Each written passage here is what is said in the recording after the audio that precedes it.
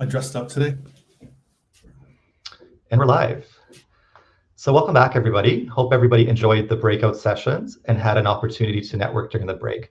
Just a reminder as well, after Darryl's keynote, we'll have about half an hour as well to do some networking using the button on the left-hand side of your screen. So we're going to move into our second keynote this morning. Like I said, joining me on stage is Darryl Andree.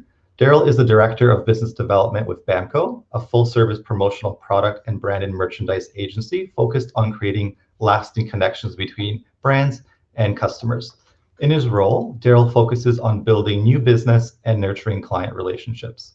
With 15 years of experience in sales and business development, Darryl focuses on relationships and the continued need to offer exceptional value.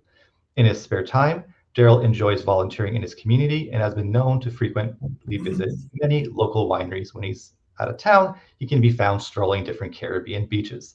We would like to welcome Darryl Andree. Good morning. Thank you so much, Michael, for the very warm introduction. I actually wish it was as warm here as it is where I'd rather be strolling the beaches. So good morning, everybody. Distinguished guests. My name is Darryl Andree, as Michael said, and I'm honored to spend the rest of this morning with you. But more importantly, I would like to welcome all of the cats and dogs who may be listening in as well. And feel free to throw your animals' names in the chat. So there's actually a little sign that I keep on my desk. It says, the older I get, the more I realize I like animals more than people. If you agree with that, do a big thumbs up. For those of you who don't know me, you are in for a very, very big treat today.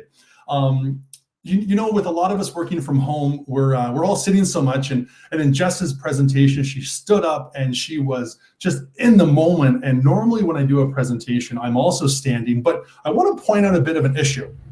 This is what happens when I stand and do a presentation from home. So at 6'6", I got a lot of things that hold me back from the ability to do a standing presentation. So firstly, I also want to thank you so much for giving me a reason to dress up today. After working from home for, it seems like 15 years, actually no, 10 months, I appreciate any reason to put on my work clothes, and I'd also appreciate a haircut. So let's hope that the restrictions open, because I don't trust my ability to do it anymore. So a little history about me. I was born to Mel and Betty Andree on May 11, 1984 from Brantford, Ontario. I rounded out the perfect family, being the youngest of 4 kids. I've always said that my parents stopped having kids after they reached perfection, and obviously I'm the true testament to that. And when I was little, I knew I didn't want to be a firefighter or a police officer or a lawyer, but I always knew that I'd wear a suit to work. So I moved to Niagara in 2003 to attend Niagara College, NC Knights. Woo! Upon graduating, I planted my roots here, much to the dismay of my mom. My dad didn't mind at all that I moved out permanently, but I made some big changes, uprooted my life from home, and started here. And it's been an amazing almost 18 years here. During the pandemic, I made a move as well in my career. It was a bold one, but at the end of the day, we only have one chance on this earth. So I had to make a change. So my role with BAMCO is Director of Business Development, which really is a fancy title for I build relationships. So my role is to bring in new business and build strong brand ambassadors. Basically, I focus on connecting with clients and finding really cool ways to make their merch stand out. Today, much like Jess's, we're going to have an honest conversation of how the world changed since the beginning of last year. With almost a year of reference, I have a couple promises for you. From this moment on, I will not use the following words: pivot, we're all in this together, can't wait to get back to normal, and my personally most hated word is unprecedented. And this one just gets under my skin. So when prepping for this presentation, I took it upon myself to research some alternatives, and here are my favorites. Complicated, 2020 was complicated. Challenging, 2020 was challenging. Unusual, 2020 was unusual. Cray, 2020 was cray. Bananas, 2020 was bananas. And my personal favorite was hot mess. 2020 was a hot mess. So I personally prefer the last three, but if COVID taught me anything, it's really taught me to enjoy some of the smaller things in life. But for the sake of today, we're going to go with the first three. So 2020 was complicated, challenging, and unusual. So let's do a little recap of life starting from 2020, because the title of this presentation is Setting Up for Success in 2021. So I could have done this exact same presentation for last year, changed the title by one number, but it wouldn't have resonated as well with what happened. So January 25th, first COVID case in Canada. February 20th, the start of the stock market collapse. February 21st, booked a trip to Mexico, almost got Beachbody ready, and I failed at that. March 12th, was supposed to go to the Leafs game, then the NHL got canceled. March 13th, canceled trip to Mexico, and trust me, tears were shed. Anyone that knows me well knows that was a very hard time for me. On March 17th, all indoor dining was canceled, was shut down, nationwide panic. Then April 7th, the stock market, there was the end of the stock market collapse. May 11, turned 36. May 12, noticed stress-related accelerated hair loss.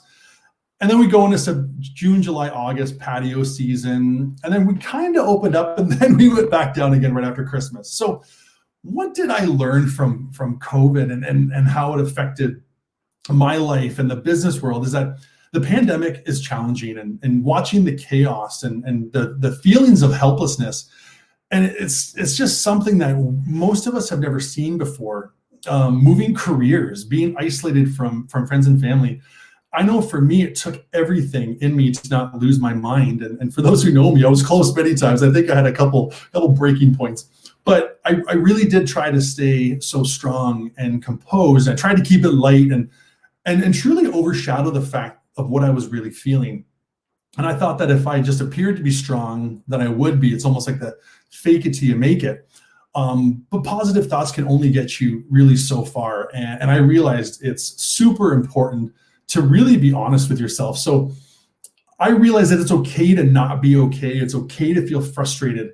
And I had to experience those feelings in order to get me to the next steps. So walking into 2021, I heard a lot of people say, oh, I can't wait for 2020 to be over. It's literally like they thought a light switch, I'm trying to do the light switch right here, I can't find it, like light switch would click and then it'd be over. But I think that was a false way to look at it, like new year, new me. I'm like, no, I was one of those people that couldn't wait to say sayonara to 2020, but did anything really change? So planning for 2021 was so different than 2020. In 2020, I had a rock solid plan of what I was going to do. I was ready to take on the best year ever, best day ever. Well, that obviously changed.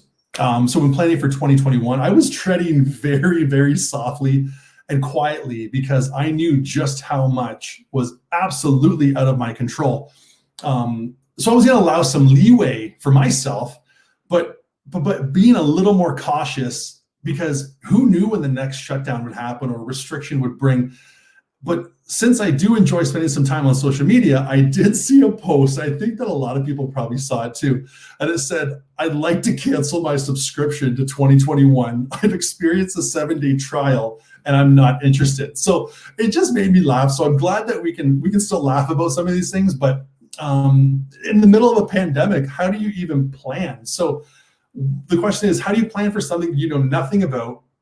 Regardless of what's in front of you, you need to plan and you can do it. So I wanted to share something with you guys. It is this thing right here. Have you ever met someone that's climbed Mount Everest? So a couple years ago I did. His name was Sebastian Sesville, and he spoke at an event and shared his story. And the climb goes like this. So for reference, from sea level, Everest is 29,000 feet high. So that's 8.8 kilometers high. So for all my St. Catharines people in the house, if you drew a straight line from the Port Dalhousie Piers to the Penn Center, that's about the distance of the height of Everest. Airplanes fly at 35,000 feet and Everest is 27 or 29,000. The tallest building in the world is Burj Khalifa at 2,700 feet. Imagine doing that stair climb. Nope. So the entire climb takes 6 to 9 weeks, and it costs anywhere between $30,000 to $100,000 for this thing. I'm like, that's a pretty expensive hike. So the first week of this whole 6 to 9 week trip is at the base camp, and there's 5 camps in total plus the summit. So once you get to the base camp, you chill out for a week, and where do you think you go next? I'll give you the answer. You go to camp 1. So you go up the mountain, another 4,000 feet or whatever. Once you get to camp 1, where do you think you go? Camp 2? No, you don't. You go back to base camp, and that process is actually continued as you scale up and down the mountain. In my head, I'm like, I'm doing this trip once. I'm not going back down once I'm up. Like I'm just continuing. But the main reason for going up and down is to climatize yourself. So no one has ever done a straight climb up Mount Everest and survived. You need to make sure your body is ready and prepared. So even after all that preparation, guess what the success rate of climbing Mount Everest is? I'd say wait for the chat, but I'll give it to you. 29%. 6,000 people ever have successfully climbed to the summit. So how does this equate to planning for 2021? I feel that 2020 has really helped us climatize to pretty much anything that could happen. So my message today is called Setting Yourself Up for Success in 2021. But first, I want to temporarily change the title to Setting Yourself Up for Failure in 2021. And here's some great ways that you can set up for failure. Number 1, you set unrealistic expectations. Number 2, you insist that you don't need help. 3, you expect projects to be perfect. 4, you set too many goals. 5, you're impatient and you expect instant results. That doesn't happen. 6, you waste time comparing yourself to others. And 7, you don't make a plan. You need to make a plan. So when setting goals, I took this one from the internet because I truly loved what it was all about. So are your goals SMART? Are they specific, measurable, attainable, realistic, and time bound? So when we talk about specific, like make sure your goals are focused and you have a tangible outcome. So being specific helps you know exactly what you want to achieve. And also, do you have the resources to hit those goals? So I want to bike 10 kilometers a day. Do you have a bike? Like you need to set yourself up with the proper things. Talk about measurable. How do you know when you've hit your goal? So I want to run a marathon, 26.1 kilometers, whatever. But if you've never ran before, is 5K good enough to start? So you really do have to set measurable goals and keep those steps. Attainable. Goals should always be challenging, but reasonable. You want to stretch just like the elastic band. You stretch. You don't want it to snap. So make sure that you can understand the steps. Staying on a fitness model, I want to lose 20 pounds in a month, but what are you going to, can you really do that? And are you prepared to do what it takes to get there? One that I've challenged with is, it says realistic, but there's also one you can switch out to another R called relevant. It's be real with yourself and actually think, do you even want this? Because I know I've been guilty of setting goals that I didn't even want, but I knew they would look good on paper and they look good to someone reading it. And that's what I wanted, but I didn't even care. And the last one is time bound. Set a date. It allows you to apply focus. It allows you to apply discipline, and it gives you a realistic time frame. So if your goals are SMART, if things change while going through your process, that's okay. You're allowed to make changes, and the finish line is a moving target. So enjoy the ride. So let's change the title back to Set Yourself Up for Success. So I want to break it down into 3 sections. So the first section is setting up. Second section is yourself. And the third section is what is success or success. So I have worked in the promo world, the branded merchandise world since 2004. And if you've ever bought promo before, and I know there's a couple people on this call that have, you'll see a line item in many orders called a setup. So a setup by definition is the assembly or arrangement of the tool or apparatus required for the performance of an operation, or the preparation or adjustment of machines for a specific task. Not a sports fan, but to execute one or more plays in preparation for scoring. So being in the promo world, I see a lot of setups from pretty much every supplier. So have you ever thought about the steps it takes to do a t-shirt? So I'm a huge t-shirt fan. So this t-shirt here, I'm going to explain the process it takes to get here. Client's looking to buy a t-shirt. The client chooses a t-shirt. T-shirt ships in a box to the printers. Client provides logo in a JPEG format. Graphic designer needs to recreate the logo into the proper format. Art proof needs to be created. Art proof needs to be approved. Logo needs to be turned into a screen. Machines need to be set up with the screens. Proper ink color needs to be mixed. T-shirts need to be unfolded. T-shirts need to be placed perfectly on the machines by hand in the correct print location. And also note that the logo needs to appear in the same location on each piece. So a men's extra large shirt is supposed to look like a lady's extra small shirt in the exact locations of his left chest or wherever. Underbase needs to be printed so that the ink of the logo doesn't soak into the actual fabric of the shirt. Logo is then printed on that. T-shirts taken off the machine, placed on a conveyor belt to go through a big oven to cure the ink. Shirts refolded, packaged according to size, shipping box filled, tape shut, courier dispatched to pick up the box. Box goes through the courier system. Box delivered to client's door. It's exhausting. Client opens the box to reveal their new shirts. By this point, we pray that everything's correct, and otherwise we do it all over again. Start from the beginning. If my ops team was on this call, they would probably say, "Oh, Darryl, you missed this, you missed this, you missed this," but that's their job, not mine. The end recipient would then receive a shirt. They wash the shirt, and then they decide when or if to ever wear this shirt. So most people think it's easy. Just put the logo on the shirt and voila. And that's truly what most people don't see. There's a process that must be followed. And as much as we want to skip the steps, you can't. And in life, people only see your success or failure, and they don't see all the steps, the back and forth, the errors, the broken machines. All they see is the final t-shirt, and then judgments made on that final t-shirt to say if it's a success or failure. So setting up is so critically important in everything we do. And that t-shirt analogy can be used 100 different ways. So getting ready to make a new recipe. Trust me, during COVID, I have made dinner more times than ever, some good and some really bad. And let's just say some of the local restaurants have benefited from my failures. Have you ever tried to make a recipe with one missing ingredient? Sure, if you ask for a sprinkling of this or a dash of that, you can go without. But what if you're missing the chicken out of the chicken broccoli casserole? And this is a shout out to my mom, because that's my favorite meal that she makes. Unbelievable. I'm sure I can get her to share the recipe. It can be a little inconvenience or a failure. So you want to make sure you follow the right steps and have the tools to fill your toolbox for success. Has anyone gone camping? I'm a huge camper. You don't just get in the car. You need to make sure you have tents, stoves, sleeping bags, bug spray, home renovations. I can go on. And I think in most things we do, we can't just get up and go. The groundwork needs to be done. And if not done properly, you're going to hit roadblock after roadblock. So having worked with the Enterprise Center in St. Catharines for many years now, I've mentored many small businesses that set up the groundwork and followed their plans and built their own successes. And some of these people are on this call today, which is really cool. But it takes work, and this work can't be missed, and it has to happen. So the second section is believing in yourself. And this one is the hardest part of all.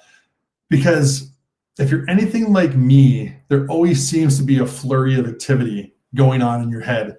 And I won't be able to see your hands, but raise your hand if you've ever felt any of these feelings recently, specifically. I'm not good enough. I'm not smart enough. I could never do that. Now think about the person or people you love the most. And then say to them, you're not good enough. And you're not smart enough. And you can never do that. And as I say that, it hurts me to think, like, imagine saying that to people I love. And so ask yourself this question: if you won't say it to the ones you love, why would you say it to yourself? Norman Vincent Peale said, believe in yourself and have faith in your abilities. Without a humble but reasonable confidence in your own powers, you cannot be successful or happy. Chantel Sutherland said, believe in yourself, take on your challenges, and dig deep within yourself to conquer fears, and never let anyone bring you down, because you got to keep going. Diane Sawyer She was in the news from that documentary. It didn't sound that good, but she's like, whatever you want in life, other people want it too. So believe in yourself enough to accept the idea that you have an equal right to it.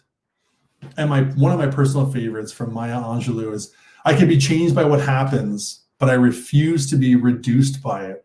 So when you look at success and failure, you have the choice. You can't always control what happens, but you have the choice to see how you react. Since joining my company in September, one of the biggest things that our team talks about is get rid of the head trash, get rid of the negative thoughts.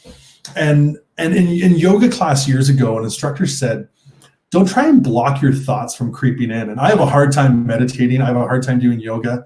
It's like, just go to your happy place. I'm like, no, there's a lot of stuff going on in the happy place.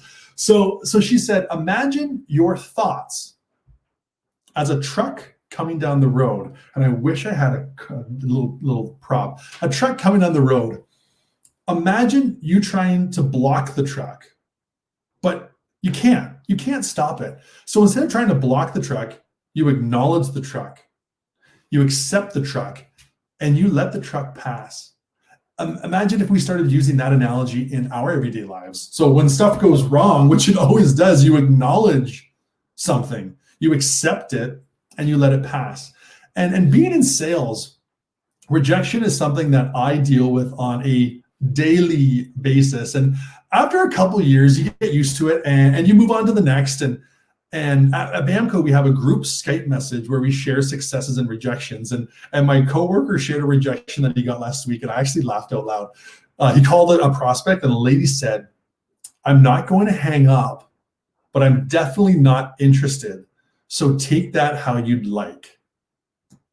Like a much younger Darryl would have gagged a bit. It's like, wait, what? Someone doesn't want to talk to me. And that would have hurt. But instead of taking it to heart, he moved on to the next. And it was like water off a duck's back. So it kind of reminds me of a story about the shark. And I apologize to any one of you who has children here that says, baby shark, doo, doo, doo, doo, doo. I don't have kids, but I love this one. It kind of reminds me of that story. So if you've heard this quote, you'll notice that I did clean up the language a bit. So it says, do sharks complain about Monday? No, they're up early, they're biting stuff, chasing stuff, and being scary, reminding everyone that they are a shark.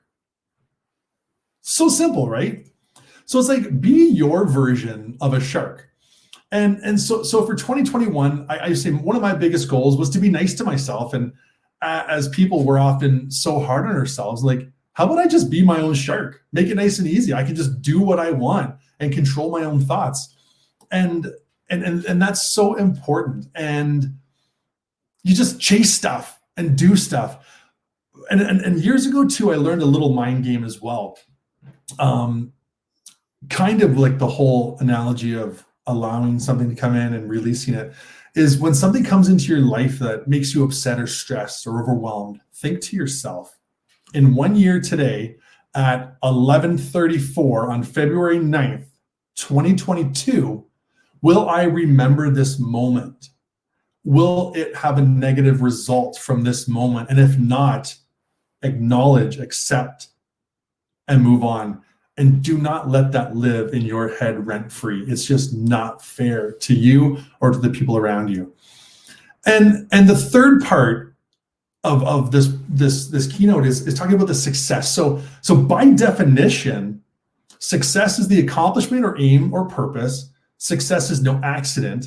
It's hard work, perseverance. It's learning. It's studying. It's sacrifice. It's the love of what you're doing or trying to do. And did you know that success is obviously on a pendulum, and it's viewed differently, just like the T-shirt. Some people might love the T-shirt. Some people might not. Success is personal.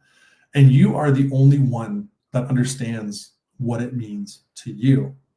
So what does success mean to you? Is at the end of the day, is you report to you. Does success mean having a massive bank account, or does it mean having the ability to eat dinner with your family each night?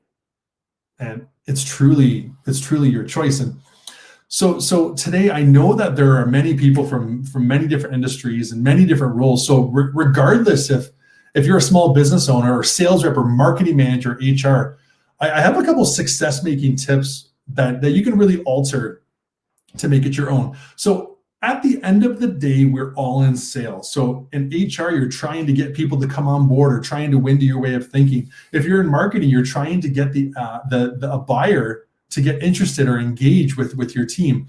So being in sales, I want to share my top 10 to help with my career. So things that I do to help build success is I get warm introductions. I ask for referrals. I ask for business. So small business people out there say, hey, I want your business. What can I do to earn it? It depends if you're B2C or B2B. It's make sure you have the right people and right decision makers. Like, are you the person who has the say? Don't be scared. Be prepared. Know your product. And it's know what you're talking about. And nothing is more awesome than talking to someone and they just know what they're talking about. Say, this is why this works. My dad will love this one. It's listen more than you speak. It's 2 ears and 1 mouth. And my dad always said, God gave you 2 ears and 1 mouth for a reason. There's a follow-up process and there's a sales stat. I'm sure people in sales or sales management mostly have seen this. 80% of sales are made on the 8th to 12th contact, but most people don't follow up on a lead. So is success just waiting for you to follow it? Is success waiting for you to be persistent with it? And it's really just don't be afraid of going after what you want. One thing you'll notice about me is that I get really excited. Keep up the excitement, and you got to get people excited about what you do as well. So show your passion. People can see through fake passion. So like, if you don't like what you're doing, do something else. Like it's more challenging right now with the job market, but there are opportunities to grow within your own right now. And it's up to you to take those and grab with it. So let's put this all together. 2021 is the year to go outside your comfort zone. We have an opportunity to go outside your comfort zone. And it's the year that you're going to dig deeper for what you want, if you want it. If that's aligned with your goals, if you want it, grind harder than ever. And a couple different ways to do that. It's really by creating a tribe. It's creating a sphere of influence. And if you're a small business, it's important to really know who your influence is. Do your neighbors know what you do? Word of mouth and referrals are still the strongest ways to grow your business, especially in times like this. People want local. People want to support local business and give them a reason to do it. So when it comes to building successful ideas, use successful ideas from others. You don't need to reinvent the wheel. Most of the things that worked for me because I took them from somewhere else. I took them from someone else, and I just ran with it. And I found out what works for me, and I did it over and over again. And sometimes being unorthodox really works. So for example, as a proud St. Catharines resident, one of my favorite restaurants is Oddbird downtown, and their closed sign says "closed, frig off." And I just think it's brilliant. Some people might take offense, but I love it, and it makes me like them even more. So you can be a little unorthodox because it's 2021. Like, be different, have some fun. And if something doesn't work, you have the ability to change it, and nothing needs to be permanent. Like, you control your success. So that means you can change your path to get there. One of the things that I always say is business is always personal. Like, we're people, we're not computers. So be nice, like, be a nice person, but understand that everything we do is a people business. Unless you're buying from a computer, business is always personal, and make it personal, because that's what builds long-term loyalty and goodwill. Another thing that I've really focused on is I don't need to be the best at what I do, but I need to be the best me. And what I mean by that is take a look at your life and ask yourself why you shop at certain places, why you get your haircut at certain places. Is it because it's the best haircut, or is it because there's a level of convenience, or I go to the same restaurants because they know my name? It could be location, it could be anything, but regardless, you're making a conscious effort and really understand why you make decisions And that'll help understand why decisions can help you for your success as well. And the biggest is make it personal. So I'm going to put my sales hat back on. In most cases, I know this might hurt your feelings, but your product and your service is not unique. Your process is not unique. Your customer service is not unique. As a matter of fact, good customer service is the minimum you need. And if it's not there, it can be doom and gloom. So for example, I work in the promo world.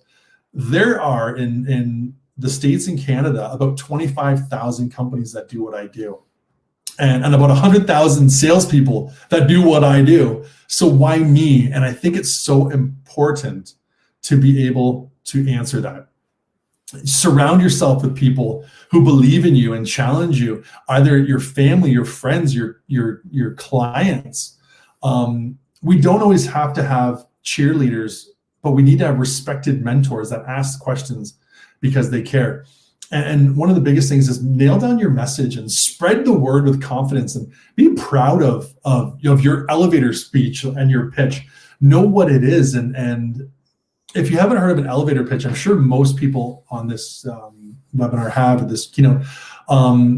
Get used to your business. Get used to who you are and what is your advantage and what you can do to make someone's life easier. And it's so important to, if you ever see me, challenge me on this, because I know mine.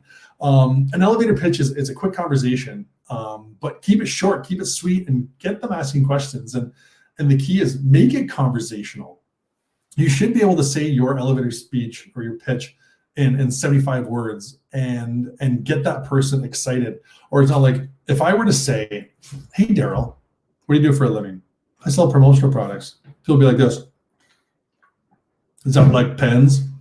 I literally get that. Actually, my one brother makes fun of me. He calls me a pen salesman. I said, absolutely I am. But there's so much more. So really understand what your pitch is. So we actually have developed a couple for BAMCO, and it's like, I work for a brand and merchandise agency called BAMCO that focuses on helping brands like Dunkin', Instacart, Uber, Diageo create brand loyalty, consumer retention by creating products that people will actually use and not something that will end up in the drawer or the back of a closet or a landfill. That is the longest. It's hard to say, but how do you build something and then take it? For example, I would say, I'm in the business of surprise and delight. People will be like, what's that? Well, have you ever gone to a trade show and you go to a booth and they give you something for free? You're like, this is so fun. This is so cool. That's what I do. I build engagement. I build people coming to your booth and engaging. And they'll be like, okay, that's cool. So you don't need to use fancy words like I just used before. It's important to really understand what you can do. One of the last things when it comes to finding your success is don't do it for the money. It's too common. And I have two favorite movies. The first one is Chitty Chitty Bang Bang. The second one is Willy Wonka and the Chocolate Factory. So not the new one, the old one. Sorry, two favorite movies. I kind of oscillate between the two. However, in the new one, there's a scene where Grandpa George says, oh, by the way, Grandpa George is the one that never gets out of bed. And then the minute he has this opportunity to tour the factory, all of a sudden does. So I think it just seems selective. But anyways, Grandpa George says, there's plenty of money out there. They print more of it every day. But this ticket, there's only 5 of them in the whole world. And that's all there's ever going to be. Only a dummy would give this up for something as common as money. Of course, if you've seen the movie, they're talking about the golden ticket, and someone offered Charlie, I think it was $500 in a new bicycle. That'd be cool, actually. Goes back to one of my previous points. They offered him $500 in a bicycle for this ticket. So think to yourself, what's your golden ticket, and what's it worth to you? Or think to yourself, maybe you're the golden ticket. So don't just sacrifice and trade yourself for anything that's so common. So at the end of the day, what it comes down to is your success is up to you. First, recognize what you can control and what you can't control. Don't try to control what you can't. It's not worth it. You just can't win. Second, don't get sucked in by social media. Put your phone away. Spend some time offline. I have never spent so much time outside as I have in the past year, away from technology, really going for walks without music on, seeing what's out there, and really just centering myself, say, this is my time to cleanse. Surround yourself with people who believe in you and also people who challenge you. But it comes down to be nice to yourself and believe in yourself. So as we know now, success is a journey. You have to work on it every day and you have to want it. So again, not a sports guy, but I will leave you with this. Sports and success obviously have a lot in common. And since the Super Bowl was a couple of days ago, and yes, I did watch moments of it, it just seems fitting to have this parallel. Getting to the Super Bowl is a feat that football players dream of. It doesn't just happen. It takes practice, planning, enthusiasm, hard work, sleepless nights, in some cases concussions. So it takes work, and you have to be willing to put in the work. So I leave you with this quote today from Jerry Rice. I literally had to Google who he was, but today I will do what others won't, so tomorrow I can do what others can't. Believe in yourself. Thank you so much for coming to my little chat, and it has been an honor being a part of today, and hopefully you learned some tips, or if you take anything away from today, be kind to yourself and be kind to people around you. You never know, you don't know where people are in their headspace, and let's just give a little more leeway and spread some smiles. Thanks, Darryl. Those are some great words of encouragement for everybody for 2021 as we're early in the year. A couple of things that I really noticed kind of in the chat that resonated with people was the success is personal, and success is what's important to you. So want to appreciate you coming on board today.